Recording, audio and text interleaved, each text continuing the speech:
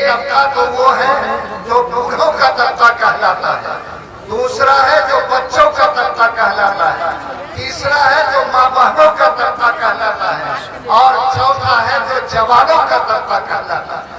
یاد رکھو سماج کا پورا بوجھ نوجوانوں کے کندھے پر ہوتا ہے، یہی نوجوان سماج کی تقدیر ہوتا ہے، یہی نوجوان کل کا مستقبل ہوتا ہے۔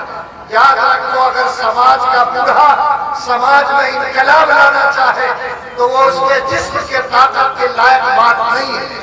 اگر ہماری ماں بہنیں سماج کو بدلنا چاہے تو اس کے لیے بھی ایسی پابندیاں ہیں کہ وہ آسانی سے یہ کام نہیں کر سکتی۔ سماج کے بچے اگر چاہیں کہ سماج میں کوئی تبدیلی لائے تو ان کا بچپنا بھی اس کی اجازت نہیں دے سکتا۔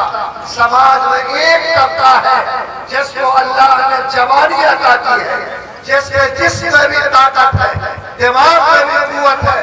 اگر کسی سماج کا جوان طبقہ اگر پوری قوت کے ساتھ کھڑا ہو جائے، جاگ جائے، بیدار ہو جائے تو یقین مانو اس سماج کو بدلنے سے کوئی روک نہیں سکتا۔ تاریخ کے پڑھنے کو پڑھو، اللہ کے رسول مکے میں ہیں، خانہ کعبہ میں اذان نہیں ہو رہی ہے۔ اللہ کے رسول نے رات کی تنہائی میں خدا سے دعا کی کہ اے اللہ میرے سامنے مکے میں دو جوان ہیں، اگر ان میں سے کوئی اسلام قبول کر لے تو میرا یقین ہے کہ خانہ کعبہ کی چھت پر اللہ اکبر کی صدا بلند ہوگی۔ اللہ تعالیٰ نے دعا کو سنا، اللہ کے رسول نے ابو جہل کا نام بھی پیش کیا تھا، حضرت عمر کا نام بھی پیش کیا تھا، عمر کے حق میں دعا قبول ہوئی۔ اللہ تعالیٰ نے حضرت عمر کو ایمان کی توفیق دی۔ تاریخ کہتی ہے کہ جس دن حضرت عمر نے ایمان قبول کیا وہ تاریخ تھی جب خانہ کعبہ کی چھت پر اللہ اکبر کی صدا بلند ہو رہی تھی۔ لوگوں ایک جوان مکے کی تقدیر کو بدل سکتا ہے، خانہ کعبہ کی چھت پر اس کی برکت سے اللہ اکبر کی صدا بلند ہو سکتی ہے۔ اور میرے سامنے جتنے نوجوان بیٹھے ہیں اگر یہ اللہ پر بھروسہ کر کے نیت کر لے کہ رب کریم میں مسلمان ہوں، میں مسلمان کے گھر میں پیدا ہوا، میرے سینے میں ایمان ہے، ہم کل آنے والے مستقبل ہیں، اے اللہ آج جلسے میں بیٹھ کر ہم اس بات کی نیت کرتے ہیں کہ ہم خود اپنے کو سنبھالیں گے، اپنے سماج کو سنبھالیں گے، تو میرا یقین کہتا ہے کہ انشاءاللہ ہمارے نوجوان اگر صحیح نیت کے ساتھ کھڑے ہو جائیں گے خدا کی قسم اللہ تعالیٰ انقلاب پیدا کر کے دکھا دے گا۔ اس لیے جو نوجوان یہاں بیٹھے ہو اللہ کے نام پر نیت کرو کہ رب کریم تو ہمیں ایسی جوانی دے دے جو عمر کی جوانی سے میل کھائے، اللہ ہمیں وہ جوانی دے جو حضرت حمزہ کی جوانی سے میل کھائے، اللہ ہمیں وہ جوانی کی صلاحیت دے جو حضرت خالد بن ولید کی جوانی سے میل کھائے، اللہ مجھے وہ جوانی دے جو مصعب بن عمیر کی جوانی سے میل کھائے۔ اور یہ نیت کرو کہ آج کے جلسے میں اس ارادے سے بیٹھے ہیں کہ جتنے دن جیے گے انشاءاللہ سچا اور پکا مسلمان بن کر زندگی گزاریں گے۔ کرو گے نیت تو انشاءاللہ سچا پکا مسلمان کو کیا کرنا چاہیے؟ کھڑے کھڑے پیشاب کرنا چاہیے۔ بولو یہی ہے سچے پکے مسلمان کا۔ مجھے شرم آتی ہے جب بس اسٹینڈ اور ریلوے اسٹیشن پر میں اپنے جوان بھائیوں کو دیکھتا ہوں کہ چین کھینچا اور پمپنگ سے چلا، اور دیکھو نام پوچھو تو محمد خلیل، نام پوچھو تو محمد عمران۔ خدا کی قسم کیا تمہارے زمین پر چوٹ نہیں لگتی کہ ایک مسلمان کے لیے پیغمبر نے فرمایا کہ یاد رکھو پاک رہنا آدھا ایمان ہے اور پاکی کی حفاظت کرنا آدھا ایمان ہے۔ وہ مسلمان کتنا بے ضمیر اور بے غیرت ہے جو آج اس زمین پر کھڑے ہو کر پیشاب کر کے اپنے بدن کو ناپاک کرتا اور جناب محمد رسول اللہ کی پاکیزہ سنت کو اپنے قدموں کے نیچے روکتا ہے۔ بولو کیا اس سنت کی توہین سے جناب رسول اللہ کی روح کو تکلیف ہوتی ہوئی؟ آج جو نوجوان یہاں بیٹھا ہے جب میں ان سے پوچھتا ہوں کہ آخر تم کھڑے کھڑے پیشاب کیوں کرتے ہو، وہ بولتا کہ مفتی صاحب ہم چپس پہنے ہوئے ہیں، ہم اس میں بیٹھتے ہیں تو پیشاب نکلتا ہی نہیں۔ لوگوں بتاؤ یہ چپس پینٹ تم آسمان سے لے کر اور ماں کے پیٹ سے لے کر نہیں آئے، تم نے اپنے پسند سے اس کو خریدا ہے۔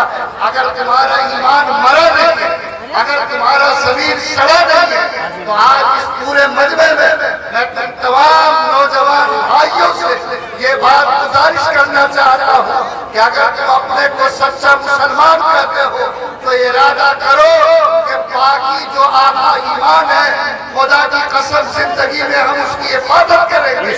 ہم کبھی کھڑے ہو کر پیشاب کر کے آقا کی سنت کی توہین نہیں کریں گے، ہم کبھی اپنے بدن کو ناپاک نہیں رکھیں گے۔ ایک سچے اور پاکیزہ مسلمان کی حیثیت سے انشاءاللہ پاکی کو اپنی پہچان بنائیں گے۔ مجھے شرم آتی ہے کہ ایک کتا جب پیشاب کرتا ہے تو بولو وہ بھی ایک پاؤں اٹھا لیتا ہے، اس کو بھی شرم ہے کہ ایک پاؤں میں گندگی لگے تو ایک پاؤں بچ جائے۔ لیکن آج کا یہ جوان جو مسلمان کے نام کا لیبل لگائے ہوا، آج اتنا بڑا بے زمین کہ آج کتے سے بھی زیادہ اس کی عقل مردہ ہو گئی ہے۔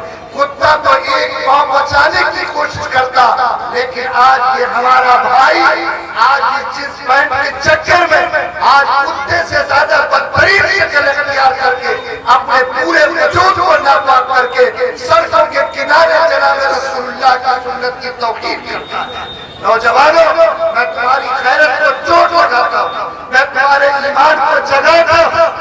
آج یہ پورا مجمع میرے سامنے اس بات کا عہد کرے کہ مفتی صاحب پاکی میری شان ہے، پاکی میری پہچان ہے، پاکی میرے لیے آدھا ایمان ہے۔ کیا میں دنیا سے جاؤں اور آدھا ایمان بھی بچا کر نہ لے جاؤں؟ مجھ سے بڑا بدنصیب کون ہو سکتا؟ میرے روزے اور نماز میں کمی ہوگی، اللہ تعالیٰ سے ہم معذرت کریں گے، ہم اپنے نماز کو ٹھیک کرنے کی کوشش کریں گے، لیکن سب سے پہلی ذمہ داری کہ ایک مسلمان اللہ تعالیٰ نے اگر بھی ایمان دیا تو اس بات کو پہلے طے کرے کہ وہ پاکی کی حفاظت کرے گا، وہ نبی کریم صلی اللہ علیہ وسلم کی سنت کی حفاظت کرے گا، وہ زمین پر جیے گا تو پاکی کی شان کے ساتھ جیے گا اور کبھی جناب رسول اللہ کی سنت کی توہین نہیں کرے گا۔ کیا بولو اس کام کے لیے تیار ہو؟ ہاتھ اٹھاؤ تو میری ہمت بڑھاؤ۔ آج کے بعد اللہ نہ کرے تم نے خدا کے سامنے ہاتھ اٹھایا ہے، اگر اس مالک کے ساتھ تم بے وفائی کرو گے اللہ تمہاری پکڑ کرے گا۔ اس لیے نیت کرو کہ آج کے بعد ہم ایسا مسلمان پڑھیں گے جس مسلمان کی شان پاکی ہوگی اور جس مسلمان کی پہچان انشاءاللہ پاکی ہوگی۔ مجھے شرم آتی ہے کہ یہ ہمارے بھائی نوجوان جو اپنے آپ کو مسلمان کہتے ہیں، لوگوں اسلام ہماری پسند ہے، مجبوری نہیں ہے۔ میں نے مجبوری میں اسلام کو پسند نہیں کیا، میں نے اپنی شان سمجھ کر اس زمین کا سب سے بڑا مذہب سمجھ کر میں نے اسلام کو قبول کیا ہے۔ اگر اسلام تمہارا پسندیدہ مذہب ہے تو اسلام کے ساتھ تم پسندیدگی کا اظہار کرو، اسلام کے ساتھ تم محبت کا اظہار کرو۔ آج ہمارا حال کیا ہے؟ آج جتنے نوجوانوں کو دیکھو، آج سیلون میں جاتا ہے تو پوری پوچھتا ہے نائی کون سا بال کٹے گا، کوئی نہیں کہتا کہ میرا بال حسن اور حسین کی طرح بنا تھا، میرا بال خالد بن ولید کی طرح بنا۔ آج فوجی کٹ، سلمان کٹ، فلا کٹ، آج بال بنائے جاتے اور آج چاروں طرف سے بال کو ایسا کاٹا جاتا کہ شتر مرغ کو بھی شرم آتی ہے کہ ہماری ڈیزائن کے بالوں نے کہاں سے نکالا۔ چاروں طرف سے بال صاف، بیچ میں بال رکھا اور ایسی شکل بنائی کہ شیطان کو بھی شرم آتی ہے کہ ہم اس کو اپنا بھائی کیسے چلائیں۔ لوگوں یاد رکھو، میں اپنے نوجوانوں سے بھیک مانگتا ہوں، لوگوں یاد رکھو اسلام نام صرف اندر کا نہیں، اسلام نام تمہارے چہرے کا بھی ہے، اسلام نام تمہارے بال کا بھی ہے، اسلام نام تمہارے لباس کا بھی ہے۔ تم چلتے پھرتے ایسی شان پیدا کرو کہ دنیا میں کوئی دیکھے تو تم کو دیکھ کے کہہ سکے کہ اس کا رشتہ جناب محمد رسول اللہ صلی اللہ علیہ وسلم سے ملا ہے۔ ایک ٹی وی والا مجھ سے انٹرویو دینے آیا اور وہ مجھ سے پوچھنے لگا کہ مفتی صاحب بتائیے مسلمانوں کا آئیڈیل اور ماڈل کون ہے؟ ہم نے کہا کہ ہم نے تمہاری بات سمجھا نہیں، کہا کہ مسلمانوں کا ماڈل سلمان خان ہے کہ عرفان پٹھان ہے کہ شاہ رخ خان ہے، کون ہے مسلمانوں کا ماڈل؟ آپ ذرا اس کی وضاحت کیجیے۔ میرا سر شرم سے جھک گیا، میں نے کہا کہ آج ہمارے نوجوانوں نے اپنی زبان سے، اپنے عمل سے، اپنے لباس سے جو دنیا کو پریشے دیا، آج دنیا اسی کو سچ سمجھتی ہے۔ خدا کی قسم ایک سچے مسلمان نوجوان کے لیے سلمان خان، عرفان پٹھان، شاہ رخ خان اور ہماری بیٹیوں کے لیے ثانیہ مرزا کبھی ماڈل نہیں ہو سکتی۔ اگر آپ کا ضمیر زندہ ہے تو آپ کہیے کہ میرے لیے آج سے 1450 سال پہلے میرا ماڈل طے ہو گیا کہ وہ صرف اور صرف جناب محمد رسول اللہ صلی اللہ علیہ وسلم کی ذات ہے۔ اس لیے دیکھو جناب رسول اللہ صلی اللہ علیہ وسلم کی جو شکل تھی، آپ کے صحابہ کی جو صورتیں تھی، طے کرو کہ ہم بات ویسے بنائیں گے، ہم اپنے آپ کی شکلوں کو ویسے رکھیں گے کہ دنیا دیکھ کر یہ کہہ سکے گی کہ اس کا رشتہ کسی امریکہ اور برطانیہ سے نہیں بلکہ مدینے کے آقا جناب محمد رسول اللہ۔ اس لیے لوگوں، نوجوانوں، تم اپنے زلف کو اور اپنے بال کو، اپنی شکل کو، اپنی صورت کو ایسے بناؤ کہ دنیا دیکھ کر تم کو یہ کہہ سکے کہ اس کا رشتہ جناب محمد رسول اللہ۔ ہم لوگ روڈ کے کنارے ہیں، یہاں وہ ایکسیڈنٹ کا معاملہ ہوتا ہے، آج کوئی میرا بھائی روڈ پر ایکسیڈنٹ کرتا، پولیس آتی ہے کہ اس کو کہاں لے جایا جائے گا، نہ چہرے پہ کوئی داڑھی ہے، نہ پیشانی پر کوئی سجدے کا نشان ہے، نہ لباس میں کوئی پہچان ہے۔ اب یہ پولیس سوچتی ہے کہ اس کو قبرستان جانا چاہیے یا شمشان گھاٹ۔ نتیجہ یہ ہوتا ہے کہ آج میری پہچان کرنے کے لیے پولیس کو ہمارا پینٹ کھولنا پڑتا کہ وہ جان سکے کہ یہ قبرستان جائے گا یا شمشان گھاٹ جائے گا۔ لوگوں، کیا تمہارا ایمان اتنا سڑ گیا؟ کیا تمہارا ضمیر اتنا مردہ ہوا؟ کیا تمہارے چہرے سے لوگ تمہاری اسلام کو نہیں جان سکتے؟ کیا تمہارے ایمان کو پہچان نہیں سکتے؟ خدا کی قسم طے کرو کہ سر کے بال سے لے کر طلبہ کے ناخن تک اپنی ایسی پہچان بنائیں گے کہ دنیا دیکھ کر یہ شہادت دے گی کہ اس کا رشتہ مدینے کے آقا جناب محمد رسول اللہ۔ کل تک اگر کوئی پھٹا ہوا پینٹ پہن لیتا تو لوگ کہتا کہ یہ غریب کا بچہ ہے، اگر چپی لگا ہوا کرتا پہنتا کہتا کہ یہ غریب کا بچہ ہے۔ لیکن آج امریکہ نے تو غضب کیا ہے کہ منہ سے کھانے کے ساتھ کی بات رکھی ہے، خدا نخواستہ اگر وہ کھانے کا راستہ بدلتے تو آج یہ بے ضمیر مسلمان خدا کی قسم شاید اس تکلیف میں اپنے کھانے کا راستہ بھی بدلتے۔ آج اب سوچو کہ آپ کا یہ پینٹ جو آج تم پھٹا ہوا پینٹ ڈبل قیمت دے کے خریدتا، آج پیبند لگا ہوا کرتا تم زیادہ قیمت دے کے خریدتے ہو، کل تک اگر پیبند لگتا تو لوگ اس کو فقیر اور غریب کہتے تھے، پھٹا ہوا کپڑا پہنتا تو لوگ اس کو شرم دلاتے تھے اور یہ سوچتے تھے کہ اس کے گھر میں کپڑا پہننے کے لیے نہیں ہے، یہ مالی اعتبار سے کمزور ہے۔ لیکن آج امریکہ کی فیشن تنویر میں، آج برطانیہ اور مغرب سے جو فیشن آیا ہے، آج اس کی تقلید میں ہمارا یہ نوجوان آج ایسے پینٹ خریدتا ہے جس پینٹ میں وہ بیٹھ کر استنجا نہیں کر سکتا، ایسے پینٹ خریدتا ہے جو پینٹ کئی جگہ سے پھٹے ہوئے ہوتے ہیں، آج وہ کرتا خریدتا جس پر کئی جگہ چپٹیاں لگی ہوتی ہیں اور فخر سے کہتا کہ مسلمان ہے۔ یہ تمہاری مسلمانیت میں لعنت ہے، تم نے اپنے ضمیر کو گندا کیا، اپنے ایمان کو بازار میں بیچا، تم نے محمد رسول اللہ کی سنت کی توہین کی۔ اگر اللہ تعالیٰ نے تمہیں ایمان دیا تم طے کرو کہ میں جناب محمد رسول اللہ کی شکل بناؤں گا، میں آپ کے لباس کو اپنے لیے لباس فخر سمجھوں گا۔ آج مغرب کی تقلید میں حیوانیت کے اس راہ اور مردودیت کے اس ڈگر پر نہیں چلوں گا جس کی وجہ سے میرے اسلام پہ انگلی اٹھے اور دنیا جناب محمد رسول اللہ صلی اللہ علیہ وسلم پر جملے کہے۔ میں آپ سے یہ بات اس لیے کہہ رہا ہوں کہ آج پورا مجمع جوانوں کا مجمع ہے۔ نوجوانوں، تم ہی کل کی تقدیر ہو، تم ہی سماج کے مستقبل ہو، تمہارے اوپر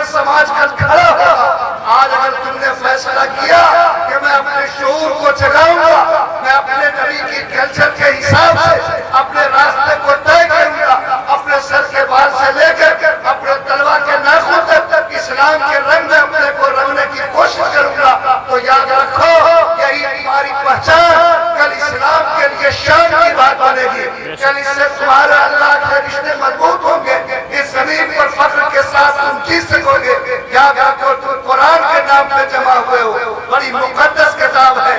اس رشتے پر آپ کو فخر کرنا چاہیے اور آپ کو طے کرنا چاہیے کہ انشاءاللہ جتنے لوگ یہاں بیٹھے ہیں سب اپنے سر سے لے کر پیر تک اپنے کو اسلام کے رنگ میں رنگنے کی کوشش کریں گے انشاءاللہ.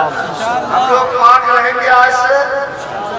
وہ جو شتر مرد کٹ بال ہے وہ لوگ وہ بال کٹانے سے بچو گے. بیٹھ کر استنجا کرو گے, پاکی کا اہتمام کرو گے. وہ جو فرنیچر والا پھٹا پینٹ ہے اس سے بچو گے, اور وہ جو چپٹی لگا ہوا کرتا ہے اس کو چھوڑو گے. طے کرو. میں اللہ سے بھیک مانگتا ہوں کہ جتنا میرا نوجوان بھائی آج اللہ کے نام پر ہی بدلنے کا وعدہ کر رہا ہے, اللہ ان کی عمروں میں برکت عطا فرمائے, اللہ اس کو ترقی کی راہ عطا فرمائے. کل وہ چلے تو دنیا بولے کہ یہ وہ قوم کا بیٹا ہے جس کا رشتہ مدینے کے آقا محمد رسول اللہ تھا. دوسری بات جو آپ سے کہنی ہے وہ یہ کہ آج میرے بھائی یہ جو موبائل ہے, موبائل یاد رکھو یہ موبائل آگ ہے.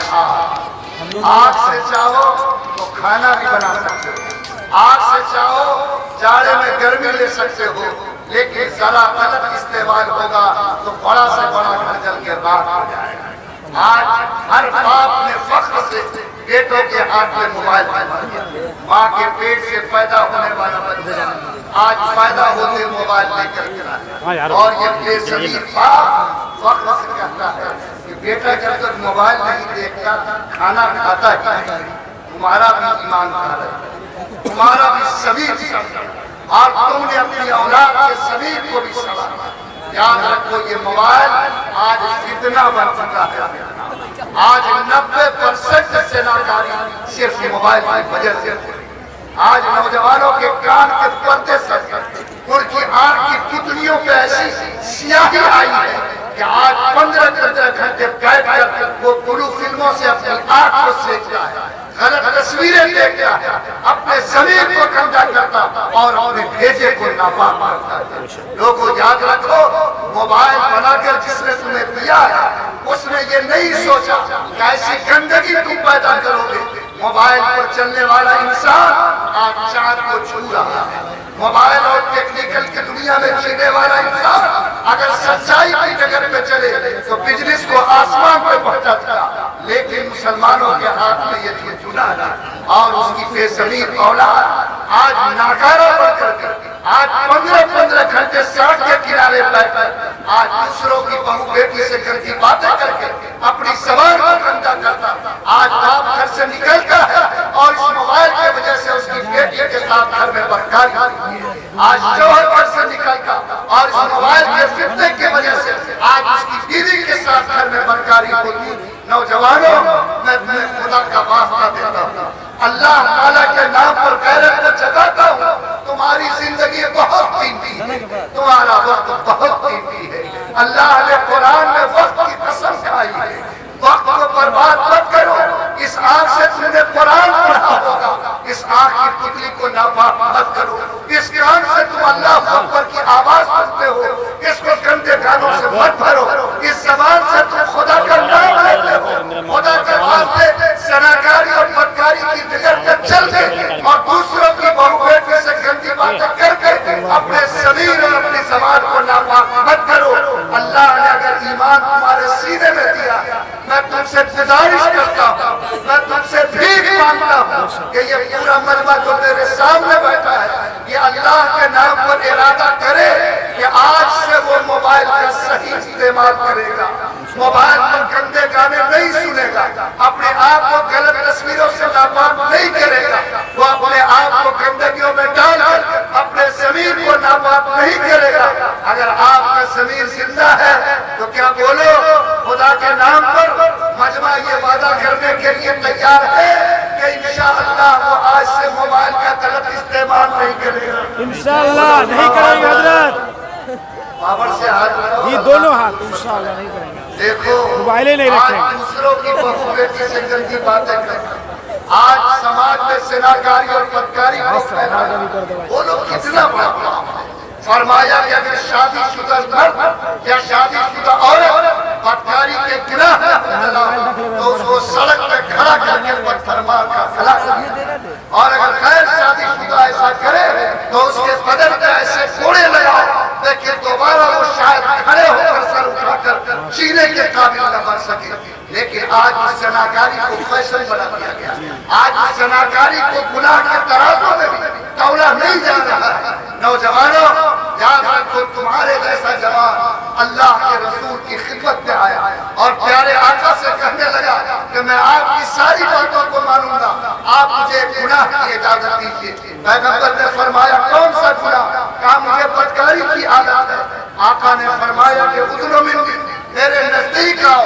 आका ने अपना हाथ उसके सीने पर रखा, कहा कि बेटा मैं तुमसे एक सवाल करता हूँ, तुम उसका जवाब दो। अगर तुम्हारा दिल मुतमईन नहीं होगा तो फिर हम गौर करेंगे। कहा कि नबी करीम सल्लल्लाहु अलैहि वसल्लम क्या सवाल है?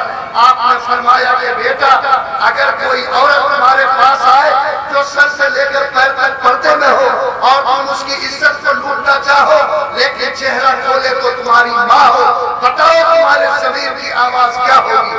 वो नौजवान तड़प गया, कहा अल्लाह के रसूल अपनी माँ के साथ कौन मुंह काला करेगा? कहा अगर वो तेरी बेटी हो, कहा उसके साथ भी हिम्मत नहीं कर सकता। कहा अगर वो तेरी बहन हो, कहा उसके साथ भी जुर्रत नहीं कर सकता।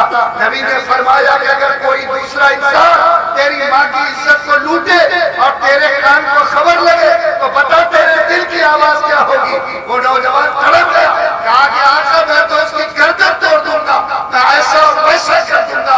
नबी ने फरमाया कि बेटा दुनिया में तुम अगर किसी की इज्जत लूटोगे वो भी तो किसी की माँ होगी, वो भी किसी की बहन होगी, वो भी किसी की बेटी होगी। और जो अपनी बेटी और बहन के लिए तेरे सीने में जज्बात है, उसके भाई और बाप के सीने में भी वही जज्बात होंगे। वो नौजवान खदमत में गिर गया, कहा कि आका आज के बाद मैं कभी इस गुनाह की तरफ नहीं जा सकता। नौजवानों आज रोको इस जनाकारी में दलदल में डूबने से, बचाओ इस गुनाह जो आज मोबाइल की वजह से समाज में आम हो रहा है। बचाओ अपनी बेटियों की दामन को। याद रखो किसी की तरफ उंगली और हाथ उठाने से पहले अगर अपनी बेटी और माँ और बहन की इज्जत का ख्याल लाओगे, खुदा की कसम तुम्हारा हाथ कांप जाएगा, तुम्हारी जुर्रत जवाब दे जाएगी। इसलिए ये पूरा मजमा अल्लाह के नाम पर वादा करे। आपने अभी वादा किया कि इंशाअल्लाह हम मोबाइल का गलत इस्तेमाल नहीं करेंगे, अपने आँख की पुतली को पाक रखेंगे, अपने कान के पर्दे को पाक रखेंगे, अपने ज़बान की हिफाजत करेंगे। और ये मोबाइल जो आज बदकारी को फैलाने का आला हो गया, खुदा की कसम अपने समाज को इस गुनाह को जरूर बचाएगा। बोलो इंशाअल्लाह कहोगे, अल्लाह कबूल फरमाए। एक तीसरी बात आप सबसे ये कहनी है कि हमारे नौजवानों में इस वक्त नशा की बीमारी 70% आम हो गई है। और आज ये गुटखा, आज ये कोरेक्स के शीशी, आज ये नशा की दूसरियां, आज इसने इसके जमीन को हिला कर रख दिया। नौजवानों मैं आपसे गुजारिश करता हूँ कि जिस तरह सूअर का गोश्त नापाक है, सूअर का खून हराम है, एक मुसलमान के लिए वैसे ही नशा हराम है। अगर आप सूअर का गोश्त नहीं खा सकते, अगर तुम सूअर का खून नहीं पी सकते हो, अगर पेशाब को गिलास में डालकर हलक में नहीं उतार सकते, तो लानत है तुम्हारी जिंदगी पर कि नशा का कोई दाना तुम अपने मुंह में डाला। याद रखो फरमाया गया कि कोई मुसलमान जैसे ही नशा को अपने मुंह में लेता है तो उसका कतरा हलक में जाने से पहले अल्लाह उसका ईमान छीन लेता है। और फरमाया गया कि कोई भी इंसान बड़ा से बड़ा गुनहगार अगर वो मरेगा तो अल्लाह गुनाह की सजा भुगतने के बाद जन्नत तक पहुंचा सकता, लेकिन शराब का आदी, नशा का आदी अगर इस आदत के साथ मर गया तो खुदा की कसम कभी वो अल्लाह की जन्नत का मुंह नहीं देख सकेगा। आज इस नशा ने समाज को भुला दिया। आज 90% तलाक सिर्फ नशा की वजह से हो रही है। आज माँ को जमीन पर पटक कर آج جس کے کوکھ سے یہ بچہ پیدا ہوا آج اس کے منہ میں پیشاب اس لیے ڈالا جاتا کہ وہ بیٹا نشہ خور ہے۔ آج سماج میں بیٹیوں کے ساتھ ظلم اس لیے ہوتا کہ نشہ خوروں نے آج سماج کی بیویوں کی زندگی کو اجیرن بنا دیا ہے۔ میرے پاس جمعہ کے دن 11 بجے دن آیا کہ مفتی صاحب ایک مسئلہ بتائیے۔ میں نے پوچھا کہ کیا مسئلہ؟ کہا کہ میرا بھتیجا کھاتا پیتا ہے۔ کھاتا پیتا کا مطلب سمجھتے کہ نہیں؟ بھات روٹی نہیں، دارو پیتا ہے اور رات کو بیشی چڑھا لیا اور جھومتا ہوا آیا، بیوی سے انبن ہو گئی اور اس نے اپنی بیوی کو تینوں طلاق دے دیا۔ اس بیوی کے گود میں 3 بچے ہیں، اس بیوی کی عمر 20 سال کی ہے۔ مفتی صاحب بتائیے کہ اب اس بیوی کو پلٹانے کا راستہ کیا ہو؟ ہم نے کہا کہ جھٹیانے کا راستہ پوچھو تو مجھ کو معلوم ہے لیکن پلٹانے کا راستہ معلوم نہیں۔ کتنا تمہارا ضمیر سڑ گیا، آج مہینوں اور سالوں سے تمہارا بھتیجا پیتا رہا، تمہارے ضمیر پر چوٹک نہیں رہے گی۔ اور آج جب اس نے 30 سال کی بیوی کو جس کے گود میں 3 بچے پرورش پا رہے آج طلاق دے کر اس کی زندگی کے باپ کو اجاڑ دیا، پوچھو اس باپ سے جس باپ نے 20 سال تک بیٹی کو پال کر شادی کرائی، پوچھو اس بچے سے جس کے منہ میں اس ماں کے استن سے دودھ جا رہے ہیں، پوچھو اس وجہ سے جس ماں نے اس بیوی بیٹی کو پال کر تمہارے حوالے دیا، پوچھو اس بیوی سے جس نے لاکھوں کی عزت تمہارے بھتیجے کے چوکٹ میں قربان کی۔ لوگوں بتاؤ ایک گلاس شراب کی کتنی قیمت ہوتی، ایک کورس کے بوتل کا کتنا دام ہوتا، لیکن اگر اس کی وجہ سے اگر 30 سال کی جوان بیٹی کی زندگی اجڑتی ہے، اگر 3 بچوں کے سر سے ماں باپ کا سایہ چھنتا ہے اور ایک باپ کے دل پہ چوٹ لگتی ہے تو کیا اس زمین پر خدا کا قہر اترنا چاہیے؟ آج جو نوجوان ہو چاہے گٹکا کے نام پر ہو، چاہے کورس کے نام پر ہو، چاہے دارو کے نام پر ہو، چاہے گولی کے نام پر ہو، چاہے انجیکشن کے نام پر ہو۔ ابھی میں ایک جگہ جلسے کی تیاری میں لگا تھا، آپ کو حیرت ہوگی مسلمانوں کا علاقہ ہے، 2500 سے زیادہ انجیکشن جو نشے کے لیے جا رہے وہ صفائی کرتے ہوئے کوڑے اور کرکٹ سے نکلے۔ یہ کون تھا؟ یہ ہم اور آپ جیسے وہ بچہ جو کسی مسلمان کے گھر میں پیدا ہوا ہے۔ اگر میرا ایمان سڑا نہیں ہے، اگر ہمیں خدا کو منت میں منہ دکھانا تو میں اس پورے مجمع سے وعدہ لینا چاہتا ہوں کہ ارادہ کرو کہ انشاءاللہ ہم لوگ کبھی نشہ کے قریب نہیں جائیں گے، نشہ سے پاک سماج بنائیں گے، اپنی زبان کو نشہ سے پاک رکھیں گے اور مریں گے تو انشاءاللہ نشہ سے پاک مریں گے۔ بولو ہمت ہے تو ذرا ہاتھ لگے گا تو اللہ تعالیٰ آپ کی حفاظت فرمائے، اللہ تعالیٰ آپ کی زبان کی حفاظت فرمائے۔ یہ نوجوانوں مجھے یہ 2-3 باتیں آپ سے خاص طور سے کہنی تھی اور آپ کو یہ پیغام دینا تھا کہ اسلام ہماری پسند ہے، مجبوری نہیں ہے۔ میں جیوں گا تو فخر کے ساتھ کہوں گا کہ میں مسلمان ہوں، کروں گا میری صورت بتائے گی کہ اس کا رشتہ مدینے کے آقا جناب محمد رسول اللہ۔ جس دن یہ جذبہ پیدا ہوگا اللہ آپ کی حفاظت فرمائے گا، اللہ کی مدد کرے گی، اللہ آپ کے قدموں سے سماج کو نئی طاقت عطا فرمائے گا۔ میرے بھائی اخیر میں آپ سے جو بات کہنی ہے وہ یہ کہ ہم لوگ جس جلسے میں بیٹھے ہیں وہ قرآن کی نسبت والا جلسہ ہے۔ بولو ہے کہ نہیں؟ 50 حفاظ کرام کی دستار بندی، قرآن کی نسبت کتنی بڑی ہے۔ شیطان کو بھی لگ جائے تو شیطان لفظ بولنے پر ثواب ملنے لگتا ہے۔ ارے شیطان کا نام شیطان ہے کہ نہیں؟ نام لے کر لوگ لاہور پڑھتا کہ نہیں؟ لیکن قرآن میں شیطان کا نام آیا کہ نہیں آیا؟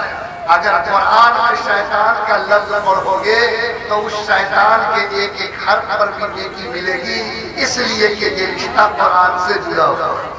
لوگوں یہ اللہ نے قرآن پاک کی نسبت پہ عظمت دی ہے۔ ہم لوگ ہزاروں کا کپڑا پہنتے، کسی کا پیر پڑ جائے تو کبھی کسی کی پیشانی پر بل نہیں آتا، لیکن 3 روپے 5 روپے والا اگر قرآن کا جزویدان ہے جو قرآن سے چمٹ چکا ہے، اگر کوئی اس پر پیر رکھتے تو پورے گھر کے چہرے کے اوپر پل پڑ جاتا کہ تم نے کیسے فکر کی ہے، تم نے قرآن پاک کی عظمت کی توہین کی۔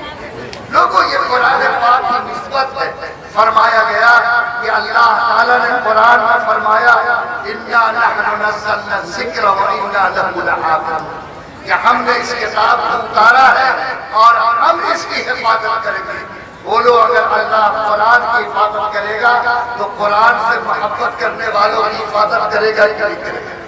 ارے کرے گا کہ نہیں کرے گا؟ اور جو بھی قرآن سے جڑے گا، قرآن سے نسبت رکھے گا، خدا کی قسم اللہ اس کو ضائع ہونے نہیں دے گا۔ آج آپ اس مجمع میں ہیں جو قرآن کی نسبت پہ منعقد ہوا ہے، اللہ اس نسبت کی برکت سے تمام مجمع کے گناہوں کو معاف فرمائے۔ اللہ تعالیٰ آپ کی زندگی میں بے انتہا برکتیں عطا فرمائے۔ اور اس مدرسے نے آج اتنا بڑا جلسہ منعقد کر کے 50 حفاظ کرام کا تحفہ قوم کو دیا۔ بولو اس مدرسے کی محبت کو دل میں بٹھانا ہم سب کی ایمانی ذمہ داری ہے یا نہیں؟ لوگوں، آج کے ہندوستان میں کچھ ہاتھ وہ ہیں جو مدرسوں کے چراغ کو بجھانا چاہتے ہیں، اور آپ سے میں یہ بات کہوں کہ 7,000 سے زیادہ مدرسوں کو یو پی میں نوٹس کر دی گئی ہے اور ان مدرسوں کو بندی کے کگار پر پہنچا دیا گیا۔ آج 220 مدرسوں کو اتراکھنڈ میں نوٹس ہوئی ہے اور ان کے پیر میں بیڑیاں ڈالنے کی تیاری ہے۔ آسام میں ان مدرسوں کو جو سرکار سے مدد لیتے تھے آج اس کو اسکول میں تبدیل کر دیا گیا ہے۔ یو پی کا بارڈر آپ سے دور نہیں ہے اور آپ کا امتحان لیا جا رہا ہے کہ مسلمان مدرسوں سے کتنی محبت کرتا، اس کے دل کا رشتہ مدرسے سے کتنا مربوط ہے۔ آج کے اس اجلاس میں میں آپ تمام حاضرین کو یہ بات سمجھانا چاہتا کہ جو غلط ہاتھ مدرسوں کے چراغ کو بجھانے کے در پہ ہے یا جس کی نیت میں یہ خرابی ہے کہ خدا نہ خواستہ وہ اس ملک میں مدرسوں کے چراغ کو بجھا دیں گے، آج کا اجلاس انہیں یہ بات سمجھا دینا چاہتا ہے کہ یہ مسلمان چاہے غریب ہو یا کمزور، چاہے رات کو فاقے سے سوتا ہو، پھٹا ہوا کپڑا پہن کر جیتا ہو، لیکن وہ اس بات کو طے کر چکا کہ جس طرح مچھلی بغیر پانی کے زندہ نہیں، مسلمان کے مدرسوں کے بغیر زندہ نہیں۔ اگر آپ کا ایمان یہ تب تازہ ہے تو آپ کہیے کہ انشاءاللہ ہر قدم پر محبت کے ساتھ مدرسوں کے وجود کی حفاظت کے لیے انشاءاللہ انشاءاللہ۔ اور جانتے ہو اب تک تو انہوں نے ڈال پہ حملہ کیا، اب جڑ پہ حملہ ہے۔ یہ مدرسے قوم کے لیے پاور ہاؤس ہے، یہ وہ جنریٹر ہے جس سے ایمان کی روشنی ایک ایک گھر میں سپلائی ہوتی ہے۔ آج جن کے کھوپڑی میں یہ بات آئی ہے کہ اگر اس پاور ہاؤس کا کنیکشن توڑ دیا گیا تو یہ امت کمزور ہوگی، ایمان کے سوتے سوکھ جائیں گے اور ایمان کا رشتہ کمزور ہوگا۔ یاد رکھو وہ کبھی بھی ہندوستان کی سرزمین کو اندلس سے نہ جوڑے۔ اندلس کی سرزمین الگ تھی، وہاں کی تاریخ الگ تھے، اس وقت کے حالات الگ تھے۔ بلا شبہ قانونی داؤ پیچ میں مدرسوں کو الجھایا جا سکتا ہے، لیکن خدا کا قسم جب تک ایمان والا زندہ ہے مدرسوں کے چراغ کو بجھایا نہیں جا۔ اور مدرسے کو رشتہ رکھنے والی یہ امت یہ بات طے کر چکی ہے کہ ہم اس زمین پر جیئیں گے، آدھی روٹی کھا سکتے ہیں، پھٹا ہوا کپڑا پہن سکتے ہیں، چھپر کے مکان میں رہ سکتے ہیں، لیکن وہ مدرسے جو ایمان کے مرکز ہیں، جو دین کی حفاظت کے قلعے ہیں، جو ایمان کے لیے پاور ہاؤس کی حیثیت رکھتے ہیں، خدا کی قسم اس سے اپنا رشتہ کبھی کمزور ہونے نہیں دے سکتے۔ کیا آپ کا اگر یہ ایمان ہے اور آپ کا یہ ارادہ ہے تو بولو انشاءاللہ ہم لوگ اس کے لیے تیار ہے یا نہیں؟ تیار ہیں۔ پاور سے ہاتھ اٹھاؤ، پاور سے آدھا مسلمان اٹھاتا ہے۔ یہ مدرسہ جو فیض ابرار چل رہا ہے تو اس کو اگر چراغ کو جلانا ہے تو تیل ڈال رہا ہے کہ نہیں؟ یہ تیل مودی سے مانگے، نتیش کمار سے کون دے گا؟ بولو ہر کلمہ پڑھنے والا تیار ہے یا نہیں؟ کہو یہ پسینے کی ضرورت ہوگی تو وہ بھی دیں گے، اور خون سے اس چراغ کو جلانے کی نوبت ہوگی تو انشاءاللہ اس سے بھی اس چراغ کو روشن ہوگی انشاءاللہ۔ یاد رکھو یہ وہ کنجی ہے جو بزرگوں کی امانت ہے۔ حضرت نانوتوی نے انار کے درخت کے نیچے یہ چراغ رہا ہے، وہ اتنا مقبول ہوا، اس اخلاص کی جڑیں اپنے نیچے گئی، اس کی شاخیں پھیلی کہ آج پورے ہندوستان کے کونے کونے میں مدرسہ موجود ہے۔ اور آج اس کی برکت سے ایک ایک بچے کے سینے پر اللہ اکبر کی صدا جا رہی ہے، ایک ایک بچے کی زبان پر قرآن کی تلاوت جاری ہے، اور فیض ابرار جیسا مدرسہ جو کھیتوں کی دنیا میں قائم ہے، آج وہ بھی یہ صلاحیت رکھتا کہ ایک سال کے اندر 50 وفاد کرام کا تحفہ ملت کو دے دیتا ہے۔ لوگوں بتاؤ کیا اس مدرسے کے چراغ کے لیے ایمانی جرات کے ساتھ، ایمانی ہمت کے ساتھ، ایمانی صلاحیت کے ساتھ بولو ہم لوگ آگے آنے کے لیے تیار ہیں یا نہیں؟ بولو نا انشاءاللہ۔ کیسے تیار ہوں گے؟ قربان جاؤ، آقا صلی اللہ علیہ وسلم نے اعلان کیا چندے کا، ایک عورت آئی اور مسجد کے گیٹ پہ حاضر ہوئی، کہا کہ آقا میں بھی کچھ دینا چاہتی ہوں۔ نبی نے فرمایا کہ کیا ہے؟ اس نے اپنے گود سے کچھ نکالا اور اللہ کے رسول کی خدمت میں پیش کیا۔ کوئی پیسہ نہیں تھا، کوئی غلہ نہیں تھا، بلکہ اس عورت کا 6 مہینے کا ایک لوتا بیٹا تھا جو اللہ کی بندی میں اللہ کے رسول کی خدمت میں پیش کیا۔ نبی نے